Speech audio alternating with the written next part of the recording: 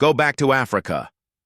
The words tore through the hospital hallway, jagged and raw, slicing the air sharper than any scalpel. Nurses froze. A janitor pushing a mop stopped mid-step. A visitor holding a balloon bouquet gasped, her grip faltering, until the helium shapes bobbed weakly against the ceiling. Even the heart monitors from nearby rooms seemed to fall into rhythm with the sudden silence. The shout came from a patient slouched in a wheelchair, an older white woman with thinning, blonde hair and a hospital bracelet dangling loosely on her wrist. Her face was tight with bitterness, and her finger jabbed at the man before her. "You don't belong here," she spat, her voice dripping with venom.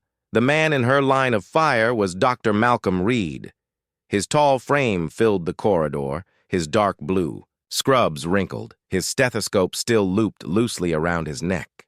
His eyes, however, steady, deliberate, weary but unyielding, never wavered.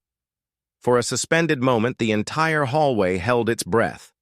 This was not the first time Dr. Reed had faced such ugliness, but the sting was never dulled.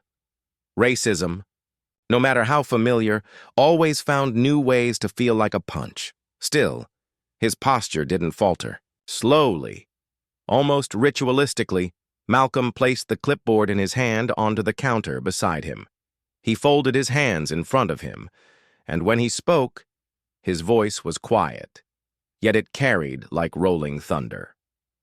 "I just finished saving lives," he said. 12 hours, no breaks, no food, no rest. And one of those lives was yours." The woman's mouth fell open. Around her, the hallway seemed to recoil. The nurses, the janitor, even visitors paused with wide eyes, unsure whether to intervene or stay rooted. A nurse at the station, a young Latina named Carmen, bit her lip and glanced from the patient to Dr. Reed. She had seen him work through exhaustion, through crises that would have broken lesser men. His words weren't crafted for effect. They were simply truth. Malcolm stepped closer, but his tone never sharpened. If anything, it grew steadier, quieter, forcing everyone to lean in to hear. "When your heart stopped beating last week," he continued, "I was there. I was the one pressing down on your chest, counting the compressions. My hands, my training, my will brought you back." The patient's eyes widened, her defiance faltering under the weight of his words. The hallway was a cathedral of silence now, every set of ears tuned to the confrontation. Malcolm straightened, his shoulders weary, yet dignified. "So, if you want to tell me to go back," he said evenly, "know this. I've never left. This is my country, my work, my oath, and nothing you say will change that." For a long moment, no one spoke. Then a nurse behind the counter exhaled loudly, as if the breath had been trapped in her chest for too long. Someone else muttered, softly, "Damn right." The patient shrank in her wheelchair, her earlier venom curdling into a kind of uneasy shame.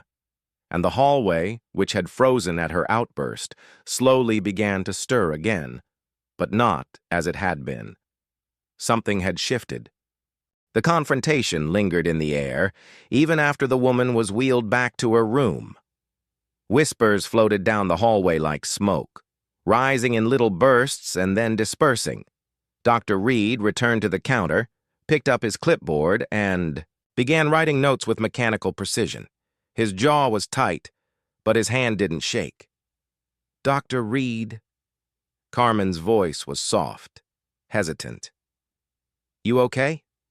He paused, then glanced at her. Her dark eyes carried a mix of admiration and sorrow.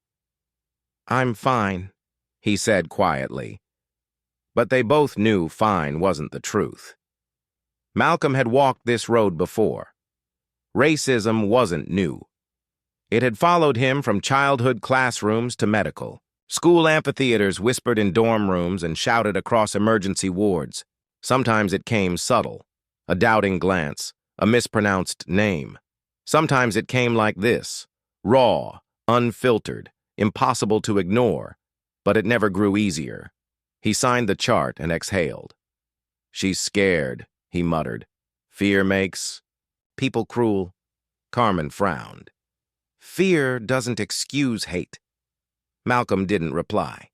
His eyes drifted to the hallway, the sterile floors, the flickering fluorescent lights, the bustle of healers rushing from crisis to crisis. This hospital was his battlefield, his sanctuary, his burden. He had devoted his life to saving anyone who walked through its doors. But every insult, every slur chipped away at the armor he wore. Across the hall, two young interns whispered to each other, their voices hushed. Malcolm caught fragments. "Unbelievable. Did you see? How did he stay so calm?" He wasn't surprised. Calm was survival. Calm was control. Calm was how you deflected ugliness without letting it claim your soul. Still, memories stirred. His grandmother's voice floated back, telling him as a boy, "They'll try to make you small. Don't let them. Your work will speak louder than their hate." Malcolm rubbed his temples. The weight of 12 hours pressed against him, heavier now than before. He thought of his family, his wife, who always reminded him to let go of, the venom before it took root, his daughter, who once asked why someone at school told her she didn't belong. He had no easy answers then. He still didn't. But today the hallway had seen the truth. They had seen his dignity, his restraint, his unshakable presence. Sometimes silence carried more force than shouting. Carmen broke the moment. "Dr. Reed," she said softly, "what you said back there, it meant something. To all of us." Malcolm finally looked at her. In her eyes, he saw not just sympathy but respect, and that, in its own quiet way, mattered. Hours later, the hospital began to quiet. Visiting hours ended.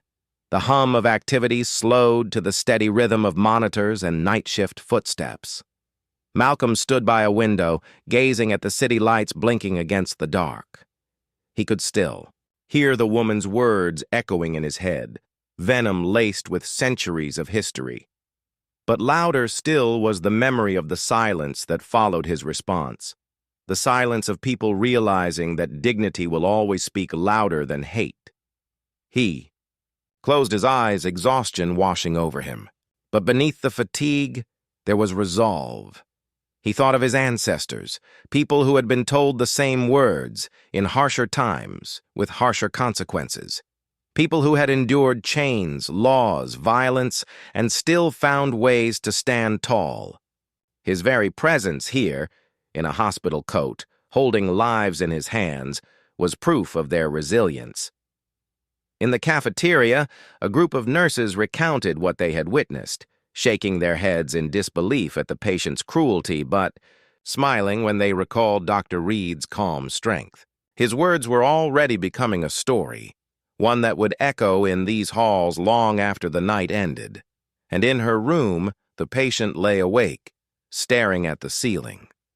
Shame gnawed at her. She remembered the sudden hush, the way every eye had turned on her, the weight of her own words hanging like chains. For the first time, she wondered what it must feel like to carry a life dedicated to others, only to be spat upon for the color of one's skin. Malcolm, unaware of her turmoil, simply gathered his things. He checked his pager, signed his last chart, and prepared to head home. As he walked out of the ward, Carmen called after him. "Dr. Reed?" He turned. "Thank you," she said simply. He nodded, a tired smile tugging at his lips. "Good night, Carmen." The automatic doors parted, and the cool night air hit his face. He breathed deep, letting it wash away the bitterness of the day. His steps were slow but steady, carrying not just the fatigue of the shift, but the weight of dignity hard-earned. Because in the end, the patient's venom had not defined him. His response had. And as long as he carried himself with truth and calm, No insult could strip away what he had built, the lives he saved, the respect he earned, the legacy he carried. Prejudice will shout. It always has. But dignity, calm, unshaken dignity, will always answer louder.